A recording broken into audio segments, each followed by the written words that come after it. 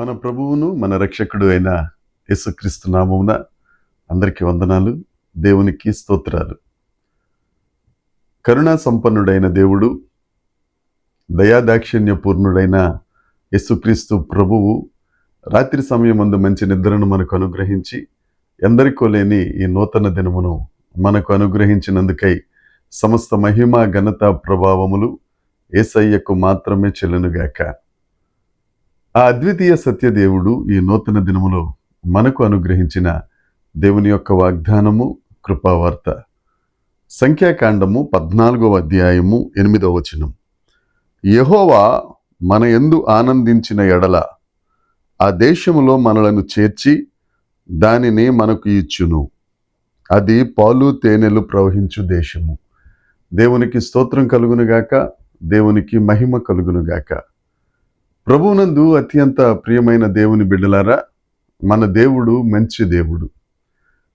ఆయన మంచి స్వభావం కలిగిన దేవుడు. ఆయన స్వభావమే మంచి. ఎవరైతే ఆయన యందు యథార్థంగా ప్రార్థన చేస్తారో, ఎవరైతే ఆయనను నమ్ముకొని యథార్థంగా జీవిస్తారో, వారి బ్రతుకులన్నిటిలోనూ మంచి కార్యములు చేసే మంచి దేవుడు యేసుక్రీస్తు ప్రభు. ఆ దేవుడు ఈ నూతన దినములో మనకు అనుగ్రహించిన వాగ్దానం. దేవుడు ఈ దేశమును మనకు ఇస్తారు. ఆయన మనకు ఇచ్చే దేవుడు.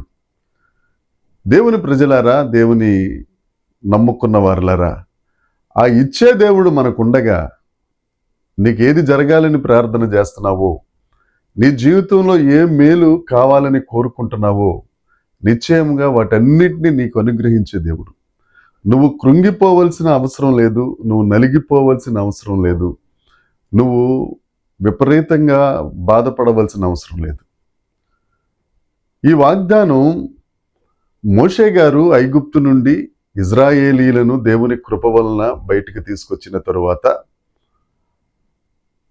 ఐగుప్తు దేశానికి చేరతామనగా 12 గోత్రాలలో ఒక్కొక్క గోత్రానికి ఒక్కొక్కరిని చొప్పున ఆయన ఎంపిక చేసి ఆ కనాను దేశాన్ని, వాగ్దాన దేశాన్ని వేగు చూడడానికి ఈ 12 మందిని పంపిస్తే వారు 40 రోజులు ఆ దేశంలో సంచరించి సుమారు 500 మైళ్ళు వారు వేగు చూసి అటు నుంచి మోషే దగ్గరకు, సమాజం దగ్గరికి వచ్చినప్పుడు కొన్ని ఫలాలు వారు తీసుకుని వచ్చారు. తీసుకొని వచ్చిన తరువాత వారిలో 10 మంది చెడ్డ సమాచారం చెప్పారు. ఒక 2 మాత్రమే, కాలేబు, యెహోషువలు మాత్రమే మంచి సమాచారాన్ని సమాజానికి తెలియజేశారు. అయితే ప్రజలందరూ చెడ్డ సమాచారాన్ని విని కృంగిపోయారు, విలపించడం మొదలుపెట్టారు. నా సహోదరి సహోదరుడా, మంచి సమాచారం నీ ఎముకలకు బలాన్ని ఇస్తుంది. చెడ్డ సమాచారం ఎప్పుడూ నిన్ను కృంగజేస్తుంది. అయితే వీరు చెడ్డ సమాచారాన్ని నమ్మి ఏడ్చుకుంటూ విలపిస్తూ, మనం ఇక ఈ ప్రయాణాన్ని ముందుకు సాగించొద్దు, ఎవరినైనా ఇంకొక నాయకుడిని మనం ఏర్పాటు చేసుకుని వెనక్కి వెళ్ళిపోదాం, ఐగుప్తు దేశానికి వెళ్ళిపోదాం, అక్కడే ఆ ఫరో కింద, ఆ ఐగుప్తీయుల కింద వారు నలగొట్టినా చితగ్గొట్టినా ఏం చేసినా అక్కడే జీవిద్దాం అని వాళ్ళు రకరకాల మాటలు మాట్లాడుకుంటూ ఉంటే, యోసేపు, కాలేబులు వారి మధ్యకు వచ్చి గట్టిగా చెప్పిన మాట, మీరు అధైర్యపడవలసిన అవసరం లేదు, దేవుడు మనకు ఆ దేశాన్ని ఇస్తారు.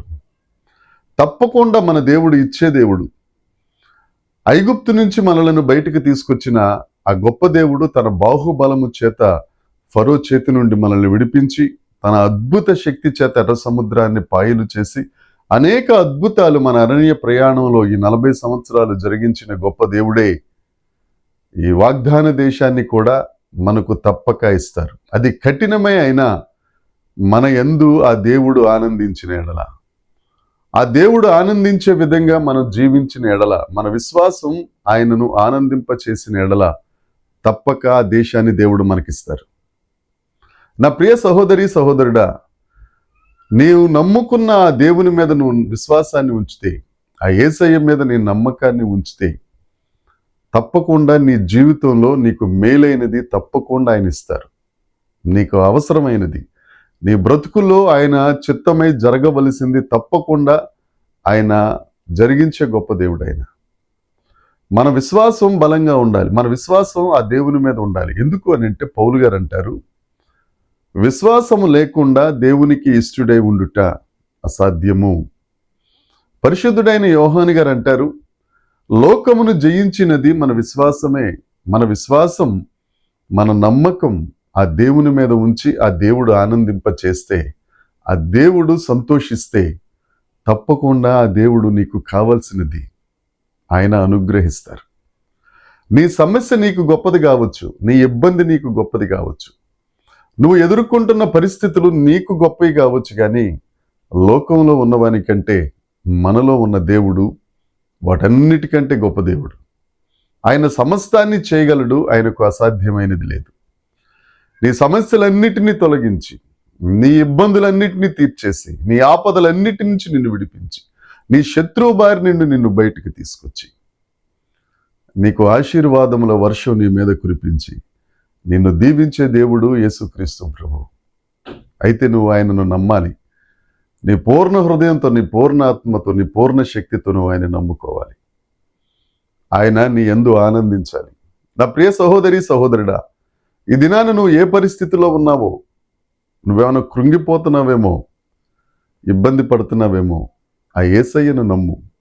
ఆ యేసయ్యను విశ్వసించు. నా దేవుడున్నాడు అని ఆయన యందు అతిశయించు. తప్పకుండా నువ్వు కోరుకున్న రేవుకు నిన్ను చేర్చే దేవుడు యేసుక్రీస్తు ప్రభు. వారందరూ చెడ్డ సమాచారం విన్నారు, కానీ దేవుడు వారిని ప్రేమించి వారిని వాగ్దాన దేశానికి, పాలు తేనెలు ప్రవహించే దేశానికి, సర్వ సమృద్ధి కలిగిన దేశానికి వారిని నడిపించి వారిని ఆనందింపజేసిన దేవుడు. వారి కట్టని ఇళ్లలో, వారి నాటని తోటలను వారిని సొంతం చేసి వారిని ఆశీర్వదించి వారు దేవుని యందు సంతోషించేటట్లుగా చేసిన గొప్ప దేవుడు యేసుప్రభు. ఆ దేవుడే నీతో మాట్లాడుతున్నాడు. ఆయన సజీవుడు.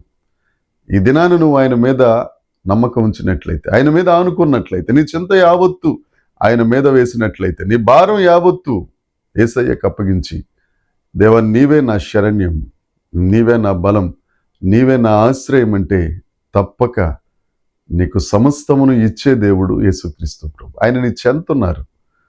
నువ్వు ఆయన వైపు చూడు, తప్పక నిన్ను ఆయన ఆశీర్వదిస్తారు. నీకు కావలసినది నీ నమ్మిక చొప్పున నీకు ఆయన చేయగలిగిన సామర్థ్యం కలిగిన దేవుడు యేసుక్రీస్తు ప్రభు.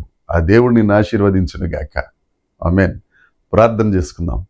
పరలోకమందున్న మా తండ్రి, పరిశుద్ధుడా, కృపగలిగిన దేవ, నీకు స్తోత్రాలు, నీకు వందనాలు ప్రభువా. ఈ దినాన మీరు మాకు ఇచ్చిన వాగ్దానానికై మీకు స్తోత్రం. నేను ఈ దినమున నువ్వు ఇచ్చే దేవుడిగా, సర్వ సమృద్ధిని అనుగ్రహించు దేవుడిగా మీరు మాతో మాట్లాడేందుకు స్తోత్రం. నీ ప్రియ బిడ్డలందరినీ వారు దేని కొరకైతే ప్రార్థన చేస్తున్నారు, ఏది జరగాలని కోరుకుంటున్నారు, దేవ వారి యందు నీ నమ్మిక పుట్టించి వారిని ఆశీర్వదించి వారి సరిహద్దుల విశాలపరిచి అనేకులకు ఆశీర్వాదకరంగా నీ మహిమార్థమై వారు జీవించినట్లు సహాయం చేయమని, మహిమ పొందుమని యేసుక్రీస్తు నామమున ప్రార్థించి అడిగి వేడుకొనుచున్నాము తండ్రి. ఆమేన్. దేవుని కృప మనందరికీ తోడై ఉండునుగాక. ఆమేన్. ఆమేన్. ఆమేన్.